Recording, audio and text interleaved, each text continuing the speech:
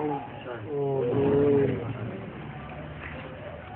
है 14 जुलाई 1967 में 65 क्लास।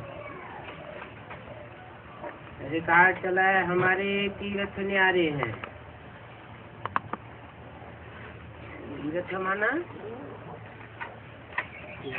तीर माना किनारा, माने स्थान माना एक किनारे लगाने वाला स्थान, माना ठिकाने लगाने वाला स्थान। जैसे कोई गीता पाठशाला है, कोई अनजान दुनियावी आत्मा गीता पाठशाला के संपर्क में आती है और वहाँ उसे ईश्वरीय ज्ञान का परिचय मिलता है, तो आत्मा अंदर से गदगद हो जाती है कि जन्म जन्मांतर जो प्राप्ति हमने नहीं की वो प्राप्ति अब कर ली। ठिकाना मिल गया, किनारा मिल गया। नहीं तो संसार रूपी नदिया कहो, संसार रूपी सागर कहो, उसमें कहाँ कहाँ हिलोरे खाते रहते थे, कहीं ठिकाना नहीं मिलता था। अभी ठिकाना मिल गया। तो जब ठिकाना मिल जाता है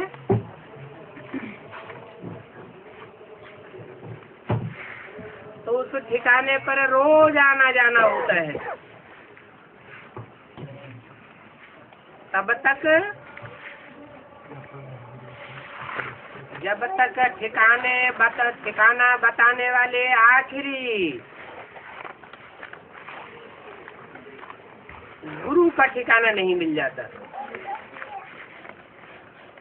जिसे सदगुरु कहा जाता है।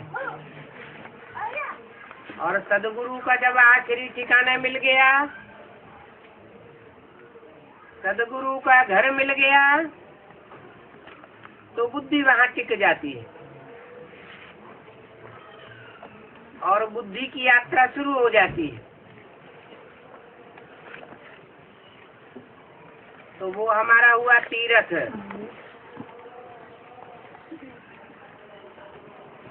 बच्चों ने ये गीत सुना, बच्चों की नॉलेज की पॉइंट्स देखने के लिए कि कहाँ तक है, कैसे अर्थ करते हैं, फिर ऐसे ऐसे गीत निकाल कर एक एक से अर्थ करवाना चाहिए।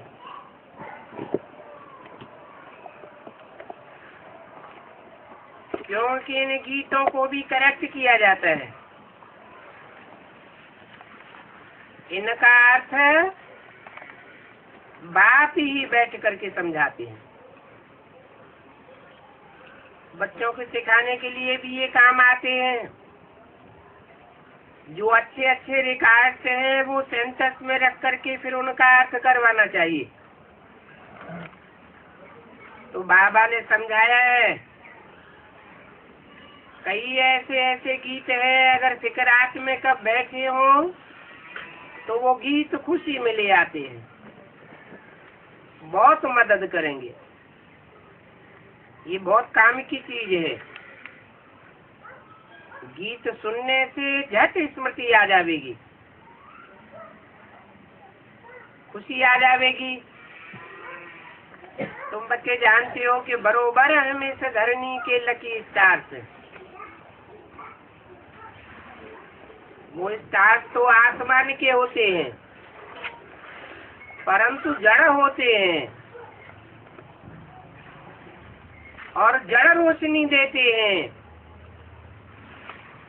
और तुम तो इस धरती के चैतन्य सितारे हो, ज्ञान की रोशनी देने वाले हो और बहुत भाग्यशाली हो। इसलिए कहा जाता है लकी स्टार्स। हमारे यह तीर्थ भक्ति मार्ग वालों के लिए बिल्कुल न्यारे हैं। तुम पांडव सेना हो,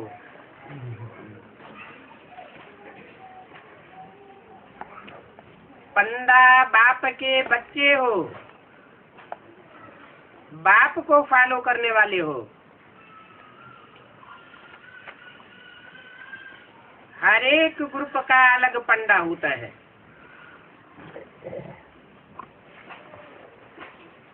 वो पंडे ले जाने वाले होते हैं। जैसे भक्ति मार्ग में तीर्थों में पंडे बैठे रहते हैं।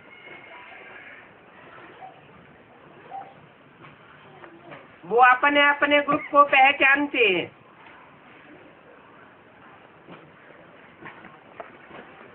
अब यहाँ तो है बेहद की बात।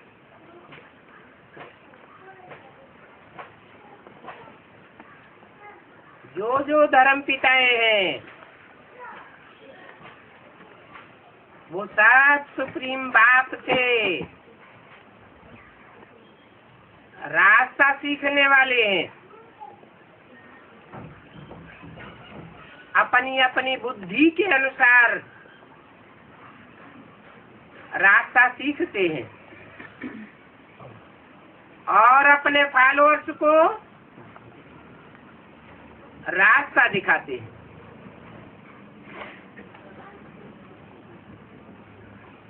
कोई अच्छा रास्ता दिखाने वाले होते हैं, कोई नंबरवार होते हैं। जो अच्छा रास्ता सीखने वाले होते हैं वो अपने फॉलोअर्स को भी अच्छे रास्ते पर ले जाते हैं। शॉर्टकट रास्ता उनकी बुद्धि में रहता है और सहज रास्ता रहता है।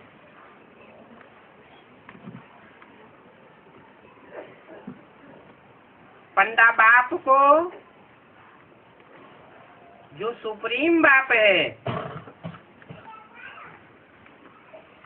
जिसे उन्होंने जल्दी पहचाना, तो अपने फॉलोअर्स को भी जल्दी ठिकाने लगाए देते हैं।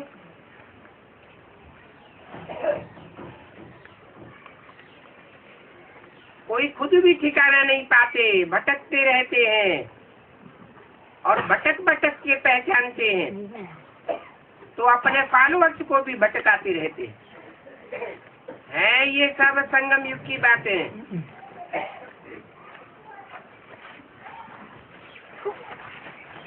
यहाँ हर ब्राह्मण पंडा है।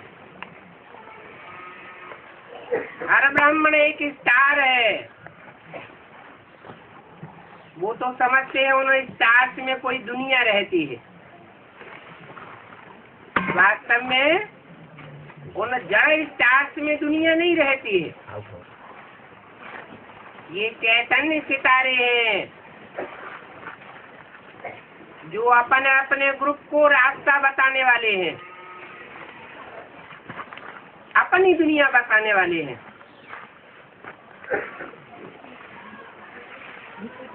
तो ले जाने वाले हैं।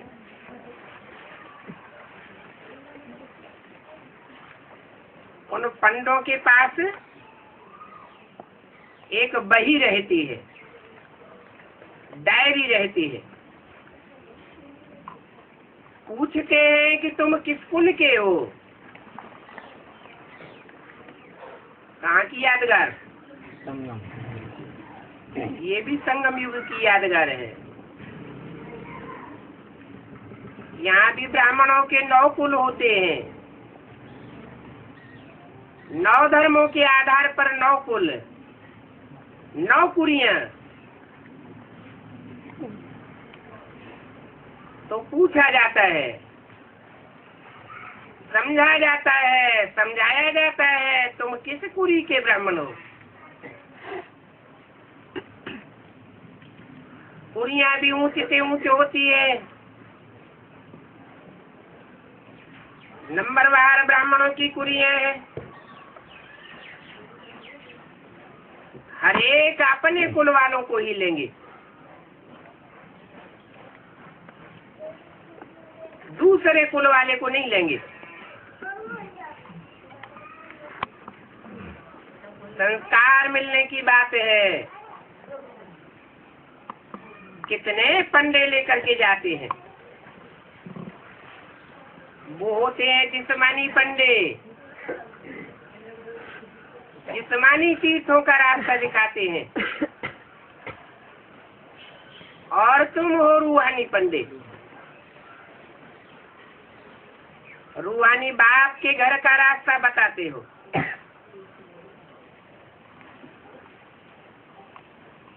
कौन है रूहानी पंडित? जो रूहानी बाप के घर का रास्ता बताते हैं,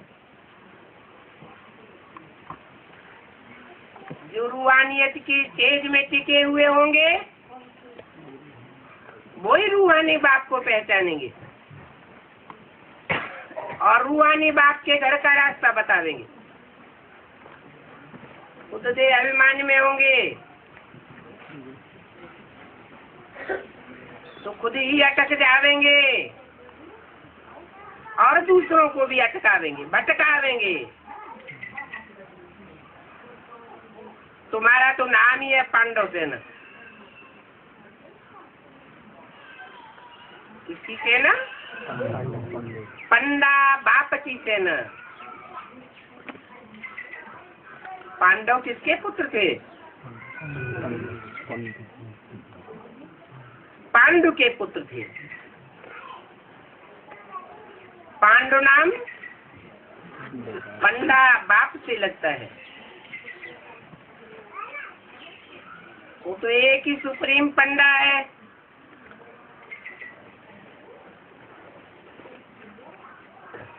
तुम सुप्रीम पंडा बाप के फॉलोअर्स बच्चे हो,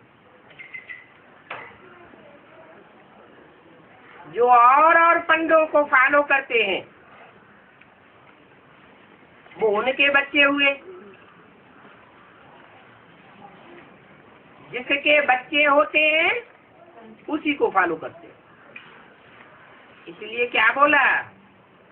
जो जिस धर्म का होगा वो उसी को फॉलो करेगा। कितना भी समझाओ मानेगा नहीं। पांडवों की राजधानी नहीं है।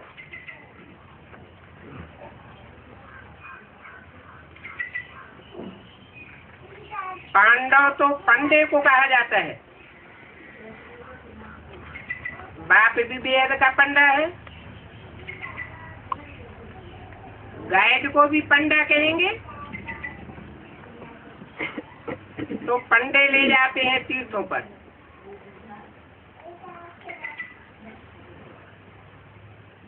पुजारी लोग जानते हैं कि ये पंडे ले जाते हैं यात्राओं पर। यहाँ ज्ञान मार्ग में भी तुम पंडे बनते हो, परंतु इसमें कहीं ले जाने की बात नहीं है। घर में बैठे बैठे भी तुम रास्ता बता सकते हो। फिर किसी को रास्ता बताते हो तो वो पंडा बन जाता है। अब तुमको तो एक दो को रास्ता बताना ही है। मन मना भव। तुम्हारे में तो बहुत होंगे जिन्होंने इस जन्म में तीर्थ किए होंगे।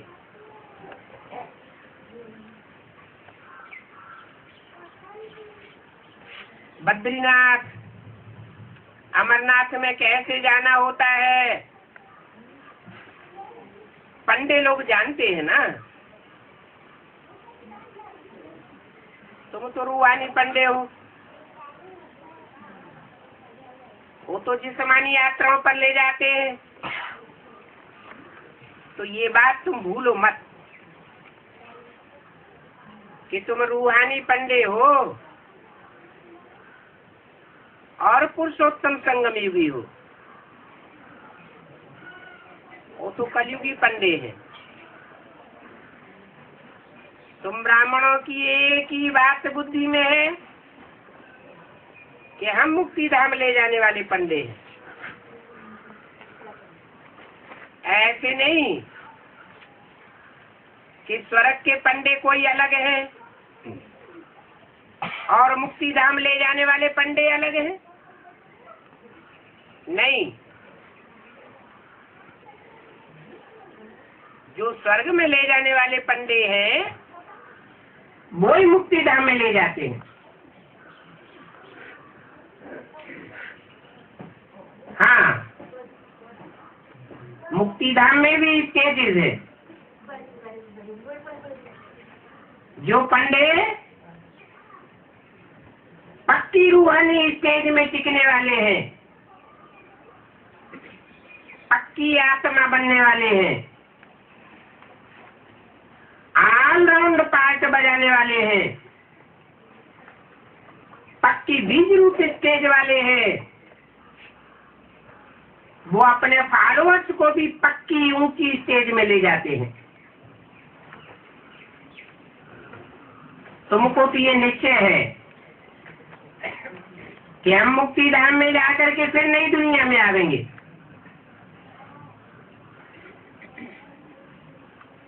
तुम नंबरवार पुरुषार्थ अनुसार पंडे हो। पंडे भी अनेक प्रकार के होते हैं। कोई कोई तो वैश्यालय का रास्ता भी बताते हैं।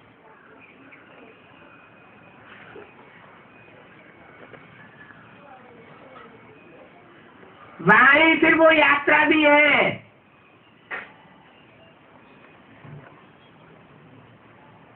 देवताओं के तीर्थों में ले जाते हैं और वहीं फिर वैश्यालय का रास्ता दिखाते हैं।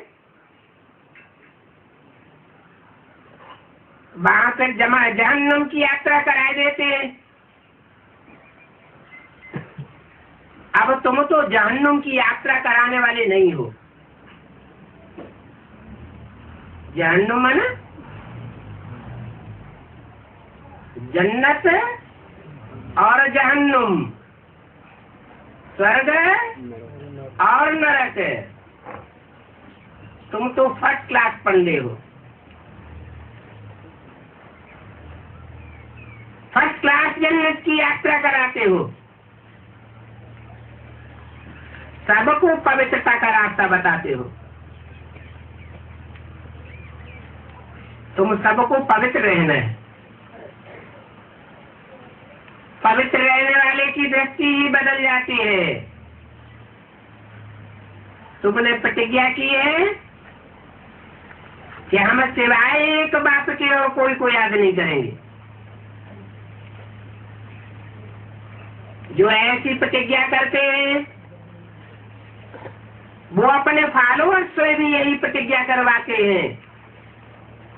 एक बाप दूसरा न कोई। कहेंगे बाबा हम आपको ही याद करेंगे। ऐसा कोई कर्म नहीं करेंगे, कोई संग का रंग नहीं लगावेंगे जो दूसरे की याद आवे। आपका बनने से हमारा बेड़ा पार हो जाएगा। औरों का बनेंगे तो बेड़ा गर्क हो जाएगा। भविष्य में तो सुखी ही सुख है। तुम्हारी बुद्धि में पक्का निश्चय है कि हम जितना सुखी होते हैं उतना सुखी कोई हो नहीं सकता। तुम्हारी आत्मा शांति धाम की भी ऊंची स्टेज में वास करती है। मुक्ति धाम में जो जितनी ऊंची स्टेज में पहुंचेगा सुखधाम के उतने ऊंचे सुखों का अनुभव करेगा। बाप हमको सुख के संबंध में ले जाते हैं।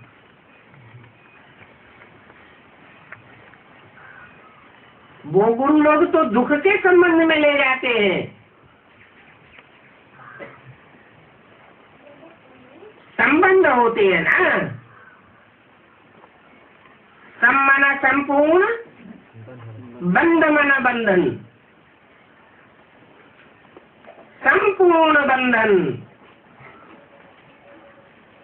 कैसा संपूर्ण बंधन?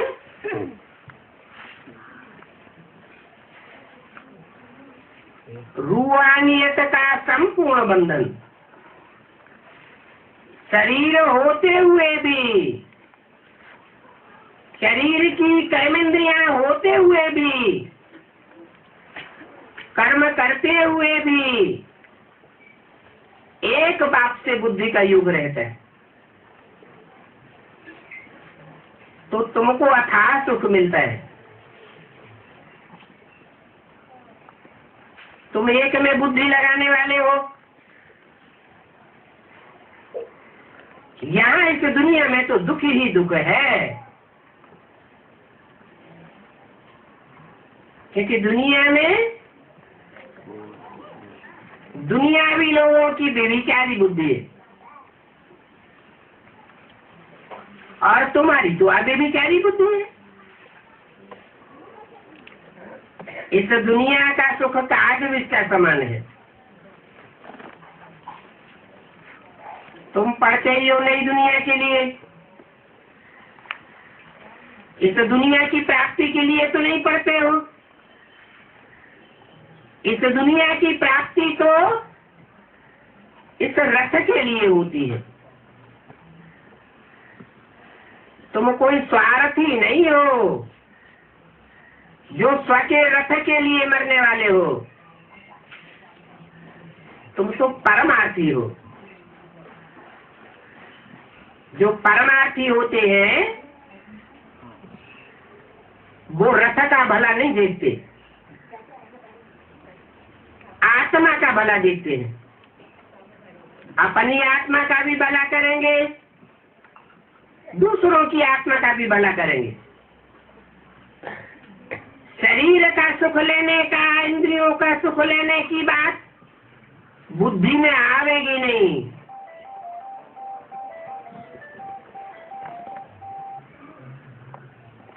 आत्मिक सुख क्या होता है ये तुम जानते हो,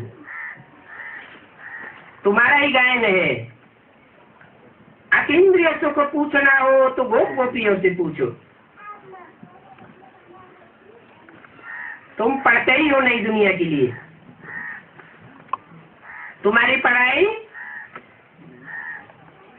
इस जन्म में इस दुनिया के लिए नहीं है। तुम जानते हो कि वापस मुक्ति धाम में जो जावेंगे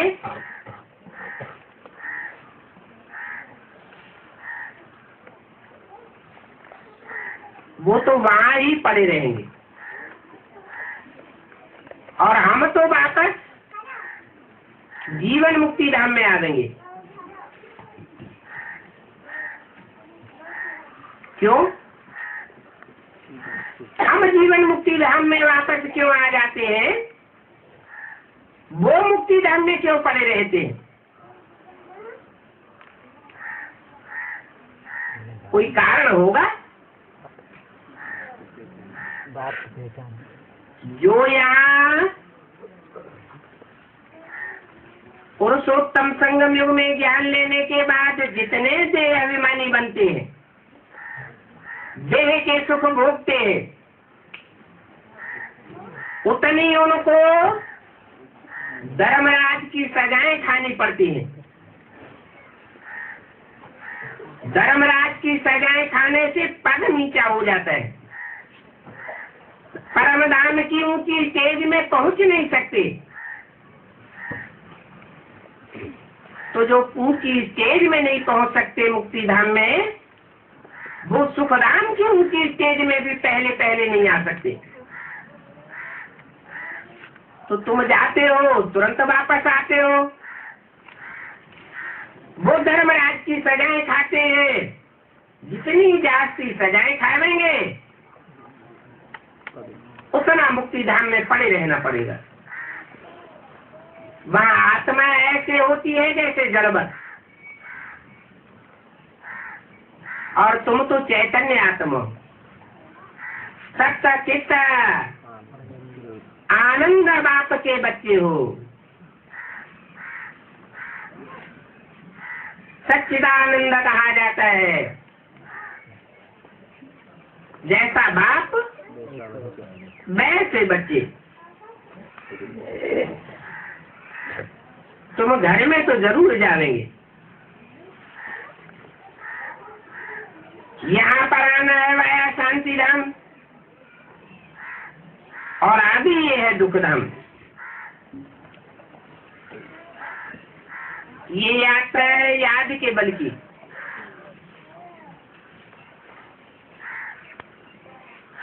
याद एक को करना है, एक बिंदी को नहीं कहा जाता है। बिंदी की कोई पहचान नहीं होती है। एक तब कहा जाता है जब वो सुप्रीम सोल ज्योति बिंदु साकार रूप धारण करता है और मुकर्रर रूप धारण करता है, एक व्यापी बनकर के संसार में प्रत्यक्ष होता है।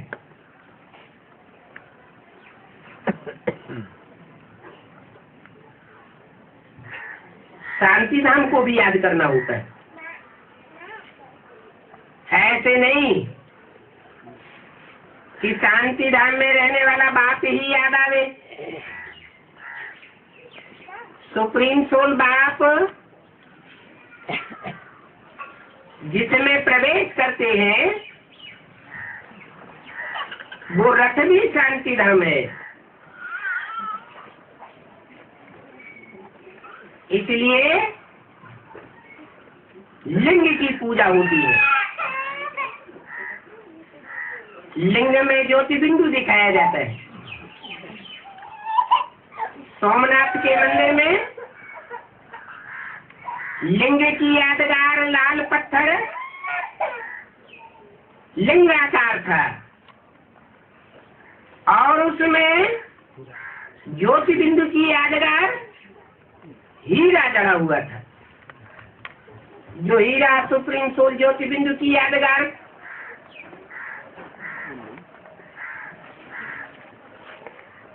वो निराकार की यादगार। निराकार ज्योति बिंदु और साकार लिंग। तो निराकार और साकार दोनों के मेल को बाबा कहा जाता है। नहीं तो बिंदु बिंदु आत्माओं का बाप सिर्फ बाप है, बाबा नहीं है। उसके साथ बिंदु बिंदु आत्माओं का सुप्रीम सोल के साथ कोई दूसरा संबंध नहीं जुड़ता। वो बाप है, हम बच्चे हैं, बच्चियां भी नहीं। जब मुकर्रर रथ में प्रवेश करता है और हम उसे पहचानते हैं तो वो हमारा बाबा है। बाबा अर्थात ग्रैंडफादर। उसके बाद और संबंध भी जुड़ते हैं, वो हमारी भावना के आधार पर है।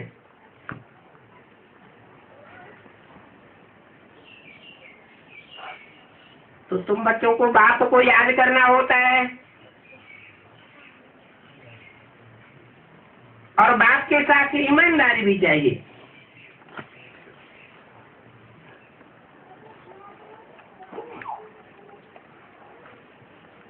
टीचर है, गुरु है, बाप है, वो हमारा साजन भी है। तो ये चार संबंध मुख्य हैं। उन चार संबंधों के आधार पर चार गुण भी हमारे में चाहिए। आज्ञाकारी, वफादार, फरमानबरदार, ईमानदारी भी चाहिए। अगर ये गुण धारण होते हैं तो हमें समझना चाहिए कि हम पक्का रूहानी स्टेज में टिक रहे हैं। बाप कहते हैं ऐसे नहीं कि मैं तुम्हारे अंदर को जानता हूं। नहीं, तुम जो एक्ट करते हो उसे एक्ट से पता चल जाता है कि तुम्हारे अंदर कितनी ईमानदारी है, कितनी बेईमानी है, कितनी वफादारी है, कितनी बेवफाई है, कितने आज्ञाकारी हो, कितने अवज्ञाकारी हो, कितने फरमान बरदार हो और कितने ना फरमान बरदार हो। बाप, टीचर, सदगुरु फरमान तो करते हैं ना, आज्ञाएं तो देते हैं ना। तुम एक एक के अंदर को जानने वाला अंतर्यामी नहीं हो, परंतु एक एक की एक्ट को देख करके पार जान जाता हूँ। एक्ट को देखता हूँ, वाचा को भी देखता हूँ, चलन को देखता हूँ ना। तुम जो एक्ट करते हो उस पर बाबा समझाते हैं, तुमसे पुरुषार्थ करवाते हैं।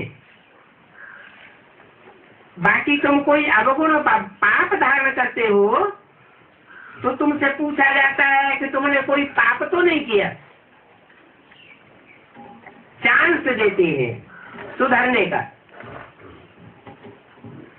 पाप किया है तो सच्चाई से बताना चाहिए, आधा बताना, आधा छुपाए लेना तो माफ होने की बजाय और ही बढ़ता जाएगा। बाप ने समझाया है कि ये आंखें बहुत धोखा देती हैं।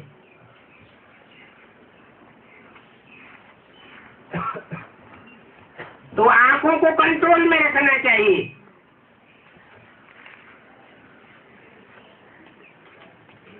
कंट्रोल में रखने की बजाय और ही आंखों को खुली छूट दे देना।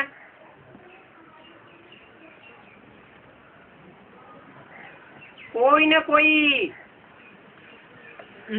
रास्ता निकाल लेना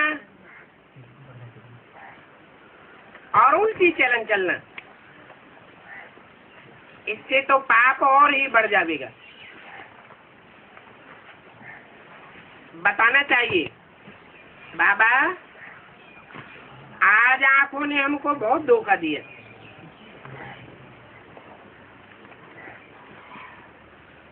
साफ साफ बताना चाहिए कि आज हमने अमुक स्त्री को बहन नहीं समझा, माता के रूप में नहीं देखा। यहाँ पर तो डर रहता है। घर में जाता हूँ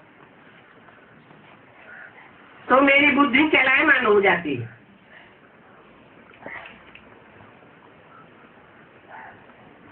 कहते हैं बाबा ये हमारी बड़ी भूल है,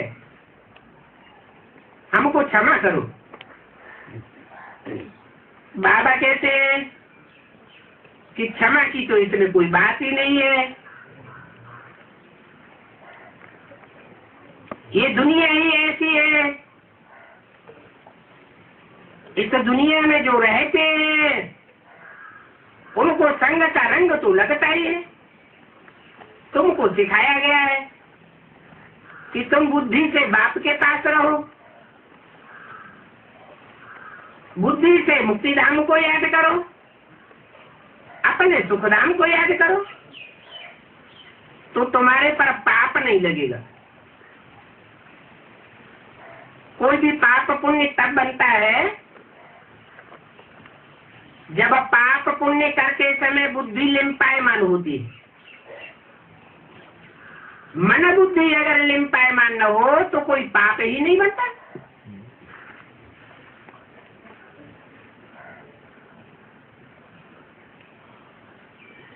कोई ने चमाट मारा,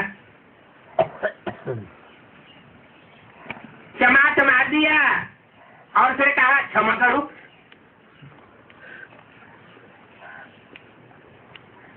फिर तो चमाट मारता जावे, क्षमा करता जावे, काम ही खलास हो जाएगा। ऐसे माफी मांगने में देरी थोड़ा ही लगती है। बुरा काम कर लो, फिर आराम से कह दो आई एम सॉरी।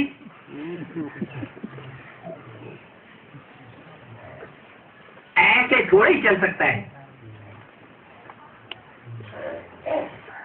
कर्मों की कोई गति है, इसलिए हिसाब बताते हैं। एक बार माफ होगा, 2 बार माफ होगा,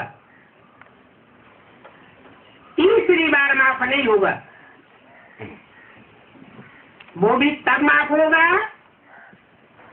जब सच्चाई से हिज्जे हिज्जे कर करके एक एक बात खोल के बता देंगे।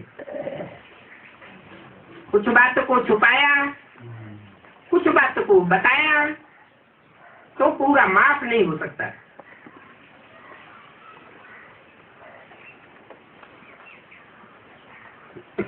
यहाँ पर तो सारा जमा होता है। कोई उल्टा सुल्टा काम करते हो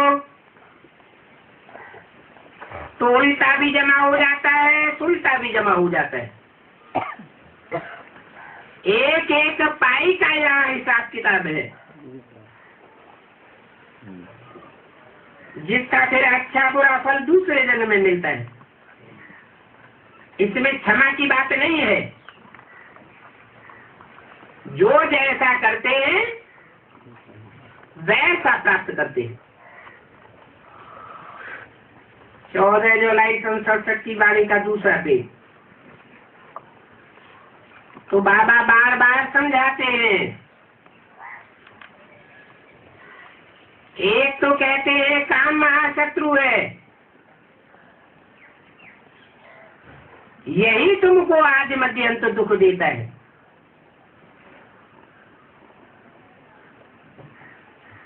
आदि में भी दुख देता है। आदि कब है?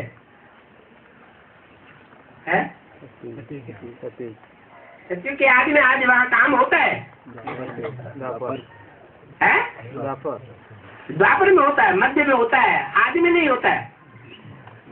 ये काम महाशत्रु आदि मध्य अंत दुख देता है। दृष्टि में होता है। हाँ, इस संगम युग से शुरुआत होती है।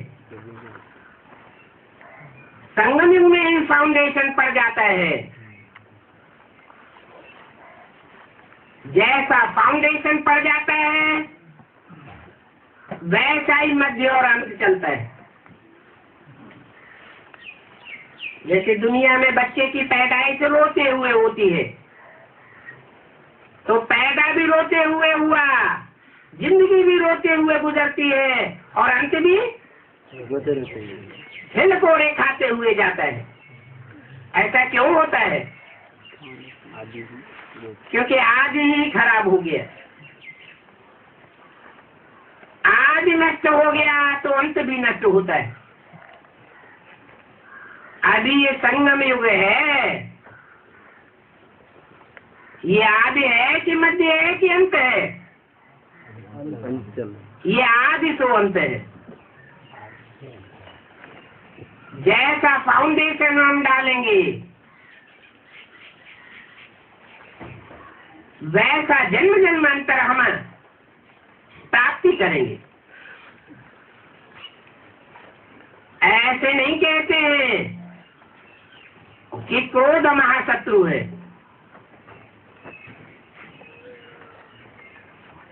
बाप को कहते ही है पतित पावन। क्रोधी को पतित नहीं कहा जाता है, कामी को पतित कहा जाता है। तो पतितों को पावन बनाने वाला बाप आया हुआ है। पतित विकार में जाने वाले को कहा जाता है। विमाना विपरीत, कर्म न कार्य। ईश्वर ने जो विपरीत काम बताया हुआ है, वो विपरीत काम करने वाले को विकारी कहा जाता है। ईश्वर बात बताते हैं, कर्म क्या है, अकर्म क्या है, विकर्म क्या है। कर्म अकर्म विकर्म की गति बताते हैं ना।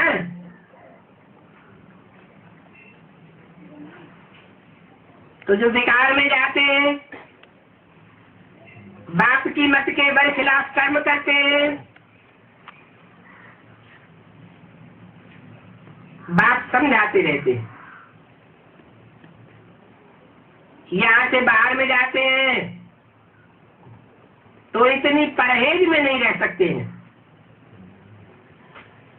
अगर इतनी परहेज में नहीं रह सकते हैं तो फिर ऊंच पद भी नहीं पा सकेंगे। बाबा समाचार तो सारा सुनाते रहते हैं और बच्चों का समाचार सुनते भी रहते हैं। यहाँ तो बहुत अच्छा काम करते हैं, फिर बाहर जाने पर कुछ भी धारणा नहीं रहती। क्या कारण होता है?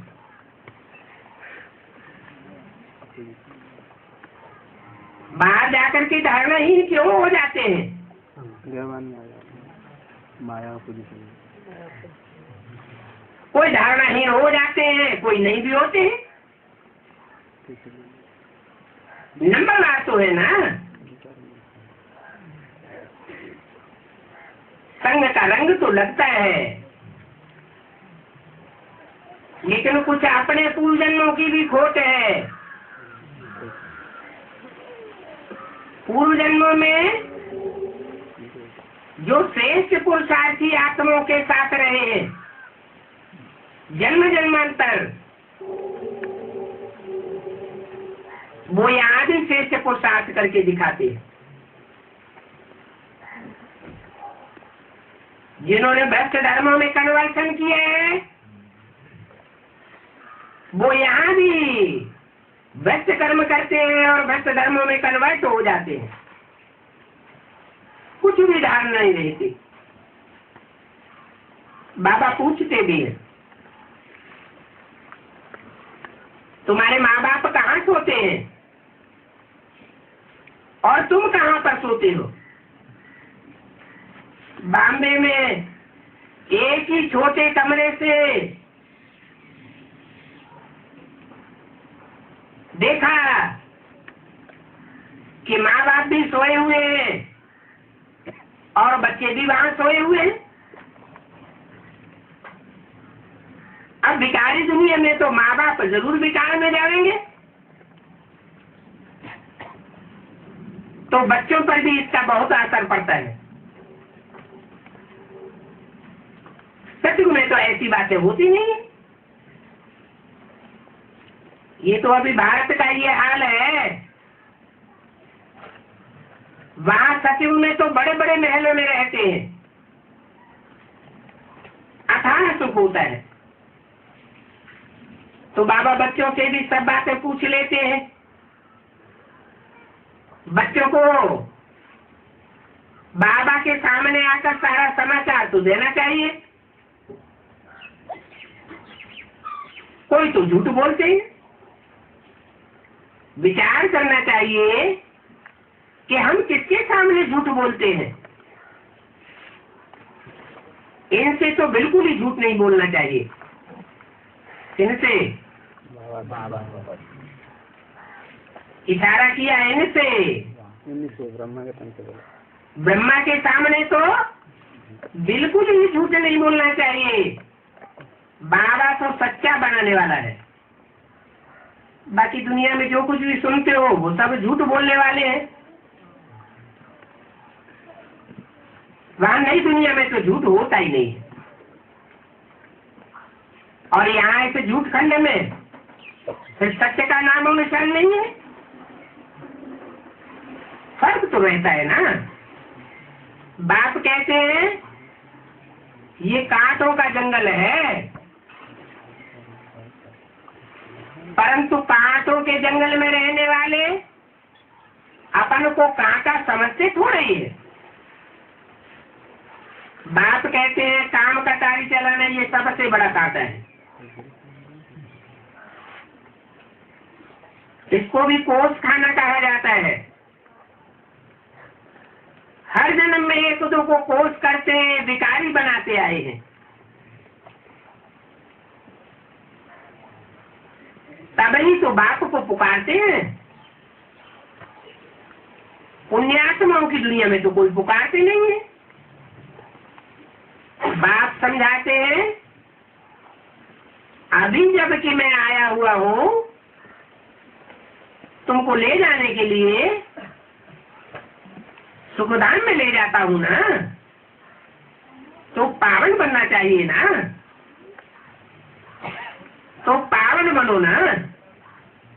भगवान को बुलाते हैं कि शिव बाबा आपसे तो हमें सुख घनेरे मिलते हैं। भक्ति मार्ग में सभी इनको पुकारते हैं।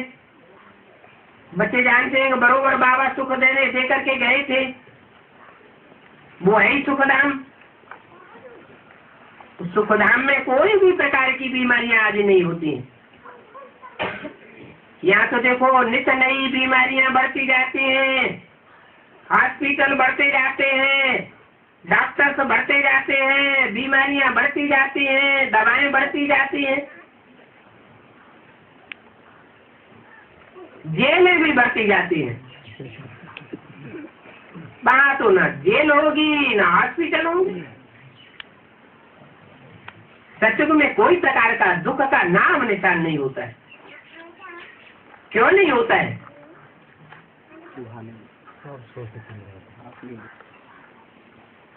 क्योंकि वहां सात सत्य है, नाम ही है सत्यखंड, और यहाँ सात झूठा है।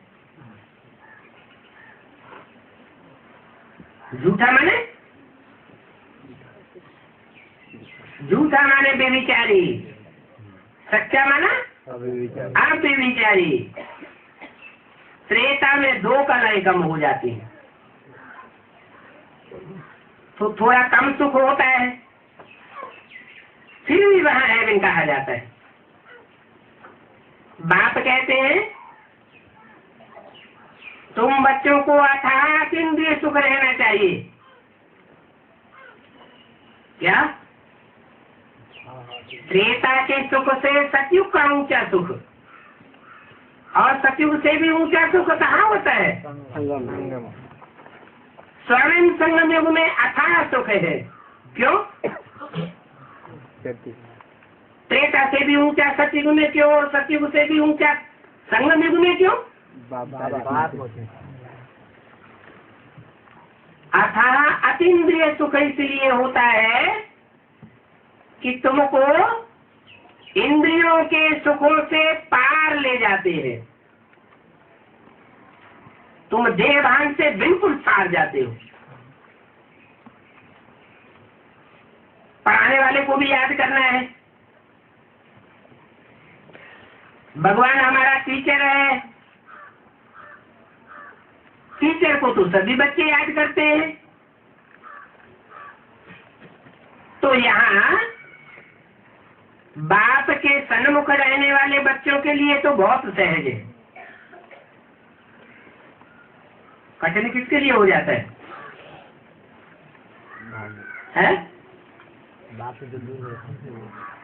जो यहाँ आते हैं फिर चले जाते हैं।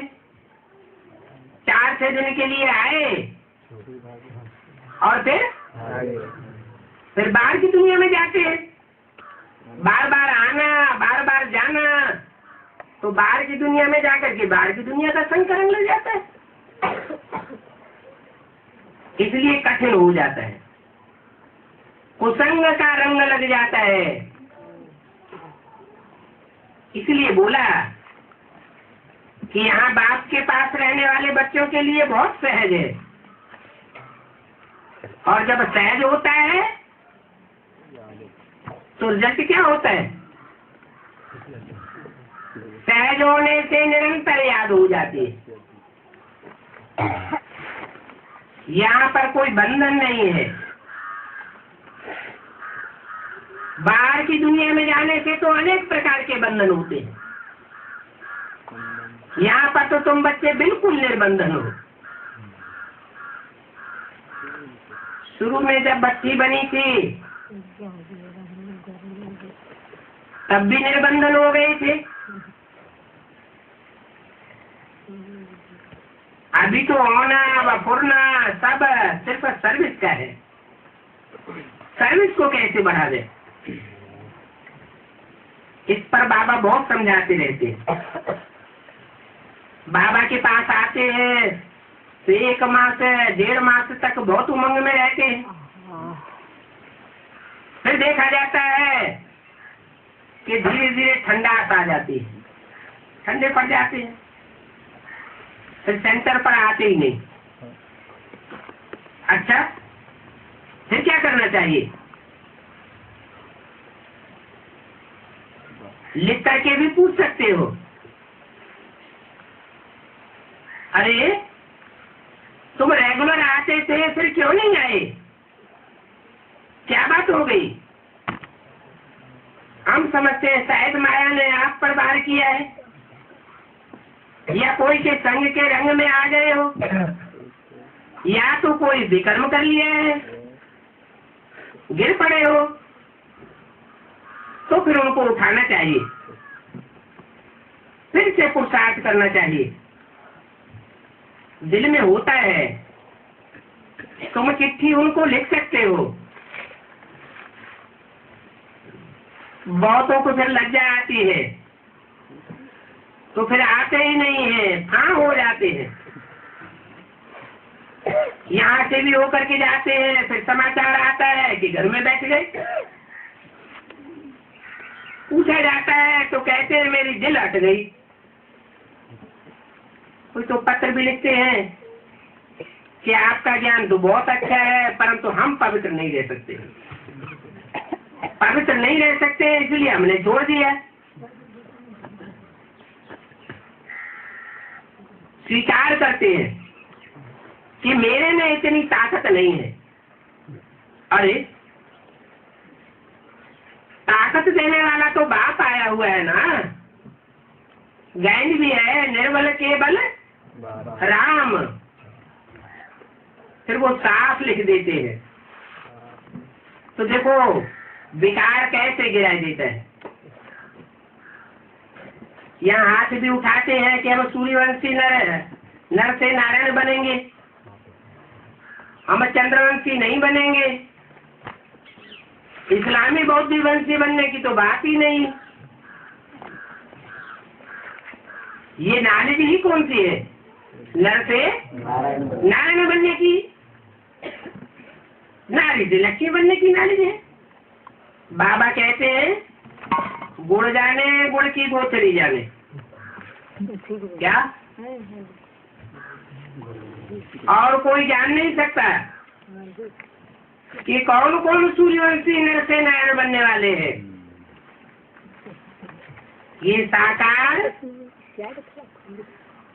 बाबा का बैग है। बैग थैला, ये साकार रथ बाबा का थैला है। ये अच्छी तरह से पूछते हैं, इनके पास सब समाचार आते हैं तो इस थैले में भरे जाते हैं।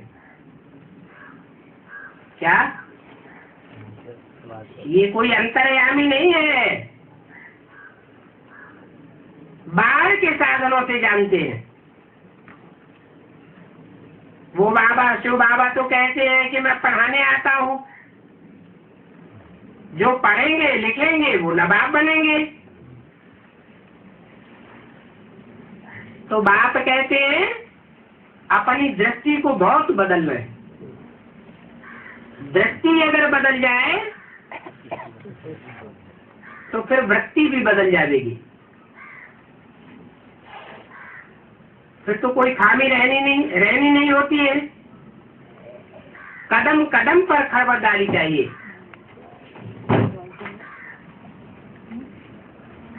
तुम जानते हो कि जब तक तुम यात्रा पर रहते हो तो पवित्र रहते हो। क्या?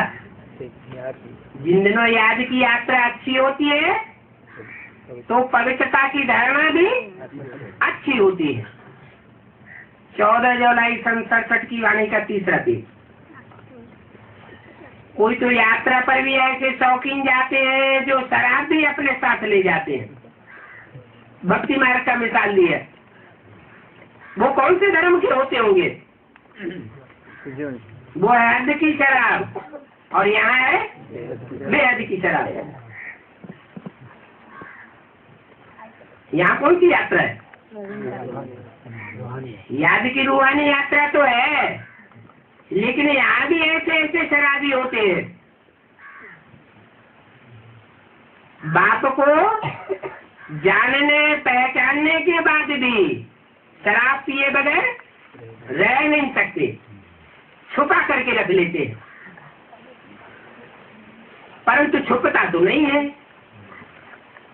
बाप तो बहुत बड़ा आरसी है। बाप का घर मधुबन भी आरसी है, शीशा है। मधुबन को क्या कहते हैं? शीश महल।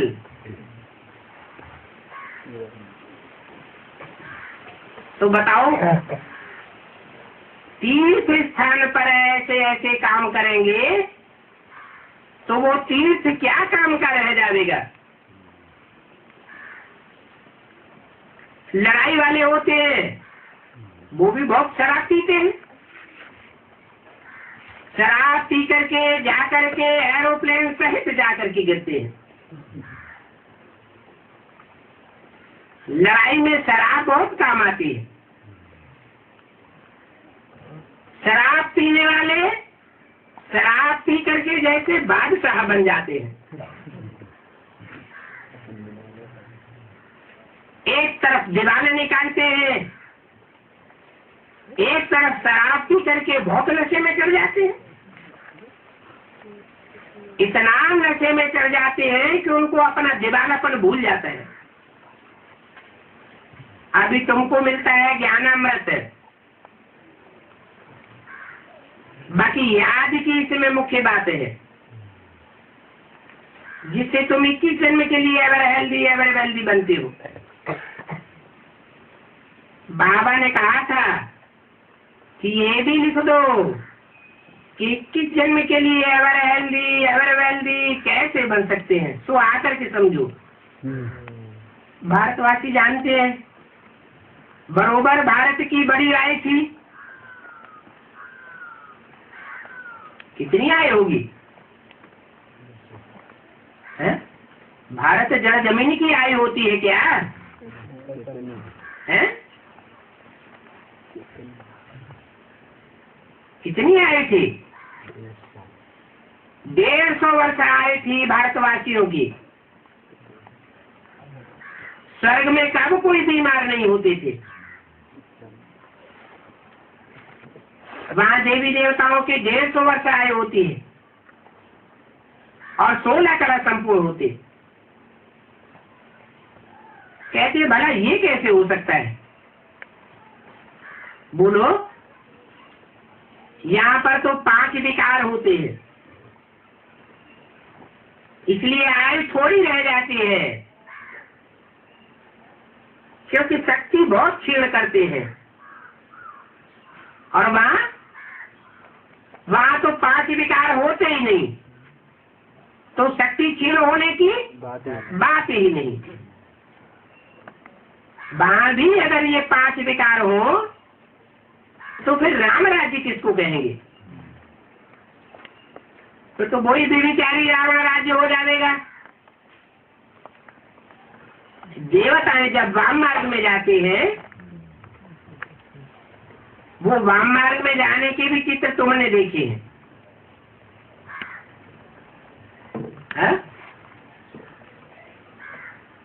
कहाँ देखे हैं? मंदिर में। मंदिर के बाहर। कौन से मंदिर में? सूर्य मंदिर। कोणार्क के सूर्य मंदिर में वो वाम मार्ग में जाने के चित्र बने हुए हैं।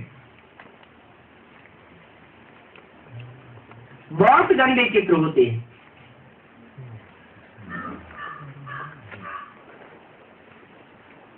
फिर बाबा कहते हैं कि हमने जो देखा है तो बताते हैं।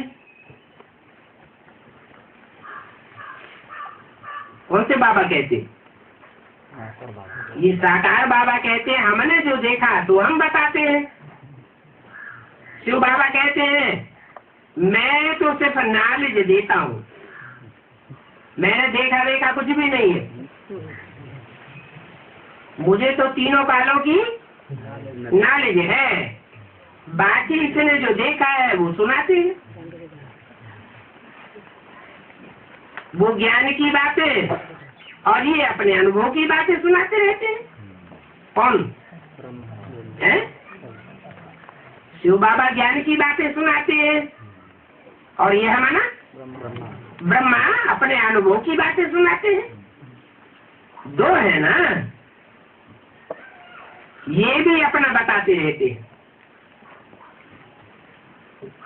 हर एक को अपनी लाइफ का पता होता है। तुम जानते हो आधा कल्प से पाप करते आए हो, वहां तो फिर पाप कोई नहीं करेंगे और यहाँ तो कोई पावन होता भी नहीं है, क्योंकि सन्यासी भी जो होते हैं बल पवित्र रहते हैं, परंतु पैदाइश कहाँ से होती है? विकार से पैदाइश होती है। तो जो आगे तो मध्य और अंत में और भी बहुत उनसे पाप होते रहते हैं। गुरु बन करके कहते हैं कि भगवान सर्वव्यापी है, ऐसी ऐसी बातें सुना करके सबको बेमुख कर देते हैं। कौन से सन्यासियों की बात है?